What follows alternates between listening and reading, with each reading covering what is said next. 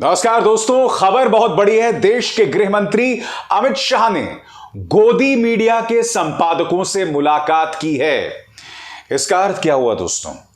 तमाम news channels, तमाम अखबारों के मालिक और संपादकों से सीधी मुलाकात देश के गृह मंत्री कर रहे हैं।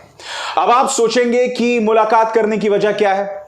मुलाकात करने की वजह यह नहीं है कि उन्हें यह बतलाया जाए कि मणिपुर में सरकार क्या कर रही है। बिल्कुल नहीं, बतलाया नहीं जा रहा है। इस मुलाकात के जरिए चेताया जा रहा है, नसीहत दी जा रही है। मेरे सूत्र मुझे बता रहे हैं कि इस मुलाकात में गोदी मीडिया के संपादकों, अखबार के मालिकों को यह नसीहत दी गई कि मणिपुर को लेकर भारतीय जनता पार्टी सरकार के खिलाफ कोई अनाप शनाप खबर, उनके खिलाफ खबर ना चलाई जाए। ऐसी कोई खबर ना चलाई जाए जिससे प्रधानमंत्री नरेंद्र मोदी की छवि पर बुरा असर पड़ेगा। मगर आज मैं एक सवाल पूछना चाहता हूं। गोदी मीडिया अगर अमित शाह से मुलाकात कर रहा है और गोदी मीडिया अगर उनके सामने नतमस्तक है तो कोई नई बात बिल्कुल नहीं है, क्योंकि आप जानते हैं पिछले 9 साल से यही हो रहा है। मगर मैं आपसे कुछ और पूछना चाहता हूं। अमित शाह ने इस बयान में कहा है कि प्रधानमंत्री नरेंद्र मोदी हर 3 घंटे में मणिपुर की जानकारी ले रहे हैं। यह अमित शाह ने कहा है, ठीक है।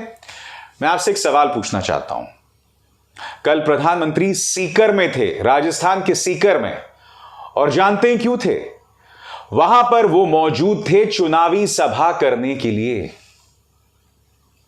मैं देश के गृह मंत्री अमित शाह से पूछना चाहता हूं, प्रधानमंत्री सीकर जा सकते हैं, एक चुनावी सभा कर सकते हैं। मैं आपसे पूछना चाहता हूं, प्रधानमंत्री को कौन रोक रहा है मणिपुर जाने के लिए? अगर प्रधानमंत्री एक दिन की यात्रा पर चले जाते हैं तो क्या आपको अंदाजा है कि उससे किस तरह की कॉन्फिडेंस बिल्डिंग मेजर माना जाएगा? किस तरह से वहां विश्वास पैदा होगा मशीनरी में अगर प्रधानमंत्री वहां पहुंच जाते हैं? मगर प्रधानमंत्री नरेंद्र मोदी वहां बिल्कुल भी नहीं पहुंचना चाहते हैं, जहां वो कटघरे में होंगे, जहां उनसे सवाल किया जाएगा। इसीलिए प्रधानमंत्री सीकर तो जा सकते हैं मगर मणिपुर नहीं जाएंगे। और देश के गृह मंत्री अमित शाह क्या कहते हैं कि प्रधानमंत्री नरेंद्र मोदी हर 3 घंटे में मणिपुर की जानकारी ले रहे हैं। प्रधानमंत्री सीकर में जाकर देश के विपक्षी गठबंधन को आतंकवादी तक करार दे सकते हैं, उनकी तुलना आतंकवादी संगठनों से कर सकते हैं, मगर मजाल है कि वो मणिपुर पहुंच जाए।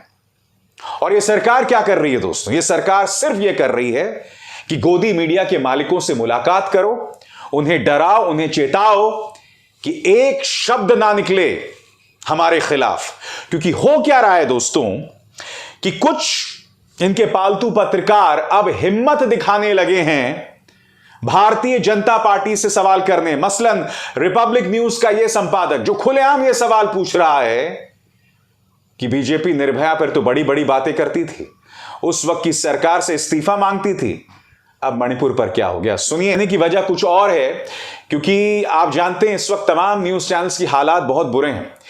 इन्हें न्यूज चैनल चलाने के लिए पैसा चाहिए। अब पैसा सिर्फ मोदी सरकार से तो मिलेगा नहीं, सरकारी विज्ञापन के तर्ज पे या उसकी शक्ल में।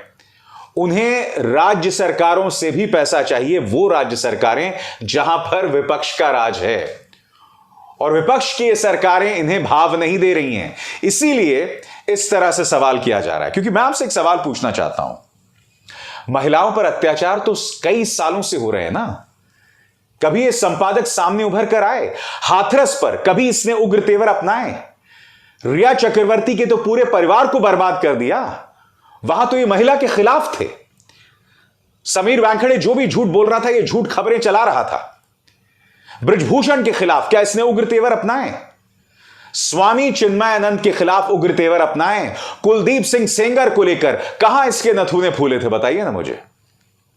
आज ये तमाम बातें कर रहे हैं, और इसीलिए अमित शाह ने गोदी मीडिया को बुलाया है और उन्हें नसीहत दी जा रही है कि ऐसी खबरें बिल्कुल भी ना चलाई जाएं जो प्रधानमंत्री के खिलाफ हो, जो बीजेपी के खिलाफ हो। मगर मैं आपसे फिर सवाल पूछना चाहता हूं कि प्रधानमंत्री खामोश क्यों हैं? मणिपुर पर 267 रूल 267 के अंतर्गत चर्चा को प्रधानमंत्री तैयार क्यों नहीं हुए? प्रधानमंत्री मंडपम जा सकते हैं और वहां पर ड्रोन उड़ा सकते हैं, और आप जानते हैं उस ड्रोन को लेकर भी क्या खबरें आ रही हैं दोस्तों, कार्टूनिस्ट मंजुल ने ये वीडियो डाला है अपने ट्विटर हैंडल पर। इसमें प्रधानमंत्री को दिखाया गया है ड्रोन उड़ाते हुए। अब मैं तो नहीं जानता हूं प्रधानमंत्री को ट्रेनिंग है या नहीं है, क्योंकि हर कोई व्यक्ति ड्रोन नहीं उड़ा सकता। अब इस वीडियो में यह दावा किया जा रहा है, और मैं इसकी स्वतंत्र रूप से पुष्टि नहीं कर सकता, कि दरअसल प्रधानमंत्री खुद ड्रोन नहीं उड़ा रहे हैं, कंट्रोल कोई और कर रहा है। मगर चूंकि देश की जनता को दिखाना है कि देखिए प्रधानमंत्री ड्रोन उड़ा रहे हैं, बस सिर्फ यह तस्वीर दिखानी है, इसीलिए कैमरा से यह तस्वीर ली गई है। जबकि असल में इस तस्वीर में कथित तौर पर कोई और ड्रोन चला रहा है। यह है मोदी नीति। प्रधानमंत्री का चेहरा हर तरफ दिखाया जाए, मगर असली काम कोई और कर रहा होता है। जिम्मेदारी से बचा जाए, जवाबदेही से बचा जाए, जिस तरह से ये लोग मणिपुर में जवाबदेही से बच रहे हैं। ये ड्रोन उड़ाया जाना दरअसल उसी का प्रमाण है। आज विपक्ष काले कपड़े पहनकर प्रधानमंत्री नरेंद्र मोदी से अपील कर रहा है कि संसद में आओ, संसद में आओ। यह तो अपने आप में बहुत शॉकिंग है। इतनी बड़ी घटना हो गई, मगर मजाल है प्रधानमंत्री नरेंद्र मोदी संसद में आ जाएं। मैं फिर आपसे सवाल पूछना चाहता हूं, क्या इस देश में सब कुछ मीडिया मैनेजमेंट के जरिए होगा? यानी अमित शाह गोदी मीडिया के संपादकों से मुलाकात करते हैं, खबरों पर कंट्रोल लाया जाए। अमित शाह ये कहते हैं कि हर 3 घंटे में प्रधानमंत्री अपडेट ले रहे हैं, हालांकि प्रधानमंत्री सीकर जा सकते हैं, मणिपुर नहीं जा सकते। मैं फिर आपसे पूछ रहा हूं, इस देश में जवाबदेही क्यों नहीं है?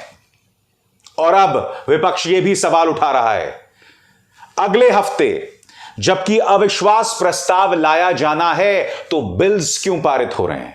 और यही नहीं, आज सदन की कार्रवाई में विपक्ष ने यह सवाल भी उठाया कि आखिर अविश्वास प्रस्ताव तुरंत क्यों नहीं लाया जा रहा, देरी क्यों की जा रही है।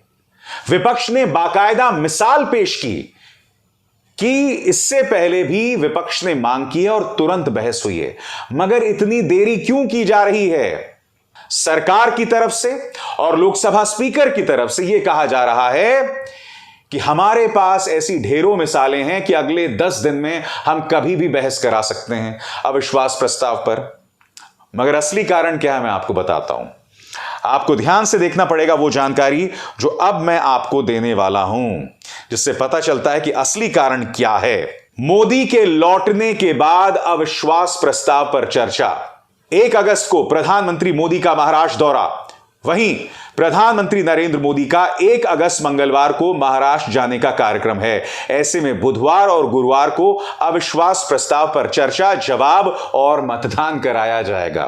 दोस्तों, सब कुछ चुनावों के हिसाब से होगा। प्रधानमंत्री सीकर जा सकते हैं और मंगलवार को महाराष्ट्र भी जा रहे हैं, और मकसद सिर्फ एक है, चुनावी रैली, चुनावी रैली, चुनावी रैली। और बलि किसकी चढ़ रही है दोस्तों? मणिपुर की। मणिपुर की कोई बात नहीं करना चाहता है। प्रधानमंत्री सिर्फ चुनावी सभाओं में अपना ध्यान लगाना चाहते हैं। विपक्ष चिल्ला चिल्ला के बोल रहा है कि प्रधानमंत्री नरेंद्र मोदी संसद में कब आएंगे, मगर इस बात का जवाब कोई नहीं देना चाहता है।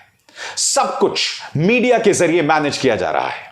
इस बीच समाजवादी पार्टी सुप्रीमो अखिलेश यादव ने बहुत ही गंभीर आरोप लगाया है।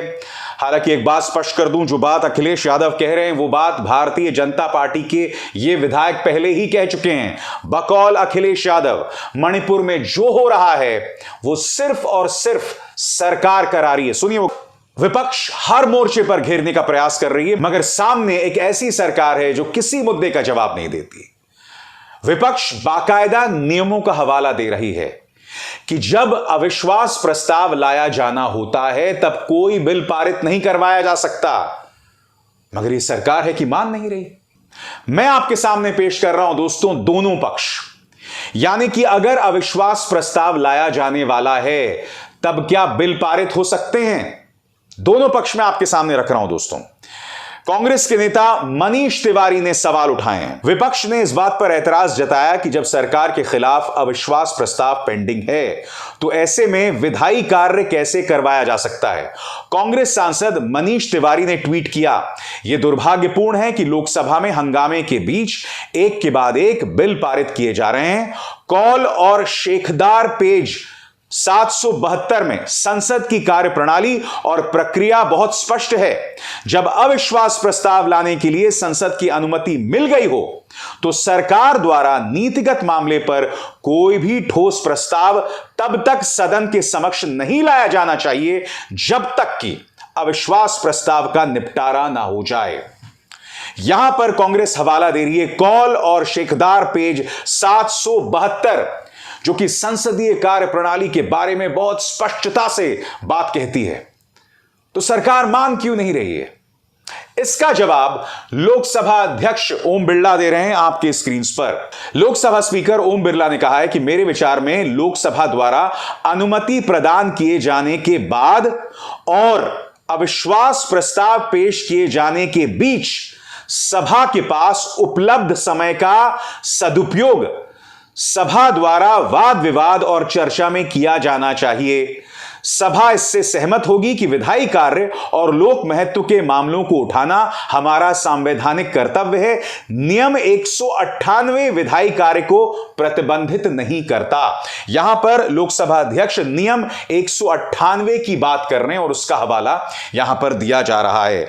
अब वो क्या कह रहे हैं कि भैया हमने इस बात की इजाजत दे दी कि अविश्वास प्रस्ताव लाया जाएगा, मगर दूसरी तरफ जिस दिन यह लाया जाएगा उसके बीच में वक्त है और इसी वक्त में अन्य जरूरी मुद्दों पर बहस कराई जाए और जरूरी बिल्स पारित किए जाएं, ऐसा लोकसभा अध्यक्ष कह रहे हैं। मैं इस बहस में नहीं पढ़ना चाहता हूं, मगर मैं आपसे यह पूछना चाहता हूं, अविश्वास प्रस्ताव में देरी क्यों की जा रही है? अगर लोकसभा अध्यक्ष चाहते तो इसी हफ्ते अविश्वास प्रस्ताव पर बहस हो जाती, या कम से कम सोमवार को बहस होती ना। अब खबर क्या आ रही है कि बुधवार और गुरुवार को होगा। क्यों? क्योंकि माननीय मोदी जी मणिपुर नहीं जा रहे हैं, महाराष्ट्र जाएंगे, सीकर जाएंगे, और जब वो महाराष्ट्र से लौटेंगे तब सदन में बहस होगी, मगर उससे पहले प्रधानमंत्री सदन में बिल्कुल भी दिखाई नहीं देंगे, ना लोकसभा में ना राज्यसभा में। यह अपने आप में कितना दुर्भाग्यपूर्ण है दोस्तों। आज मैंने इस कार्यक्रम में आपको क्या बतलाया दोस्तों? मोदी सरकार का सिर्फ एक काम है, आप अपने पालतू संपादकों से मिले, खबरों पर कंट्रोल किया जाए, मणिपुर पे जो जो न्यूज चैनल में दिखाया जा रहा है उन पर काबू किया जाए, दूसरी तरफ प्रधानमंत्री को जवाबदेही से बचाया जाए। ये खबरें फैलाई जाएं कि प्रधानमंत्री हर 3 घंटे में मणिपुर की रिपोर्ट मांग रहे हैं, जबकि प्रधानमंत्री सीकर जा रहे हैं, प्रधानमंत्री जो हैं महाराष्ट्र जा रहे हैं, मगर साहब मजाल है मणिपुर वो जाएं या उसके आसपास भी फटकें। यह अपने आप में कितना शर्मनाक है। अभिसार शर्मा को दीजिए इजाजत। नमस्कार। स्वतंत्र और आजाद पत्रकारिता का समर्थन कीजिए, सच में मेरा साथी बनिए। बहुत आसान है दोस्तों, इस ज्वाइन बटन को दबाइए और आपके सामने आएंगे ये 3 विकल्प, इनमें से एक चुनिए और सच के इस सफर में मेरा साथी बनिए।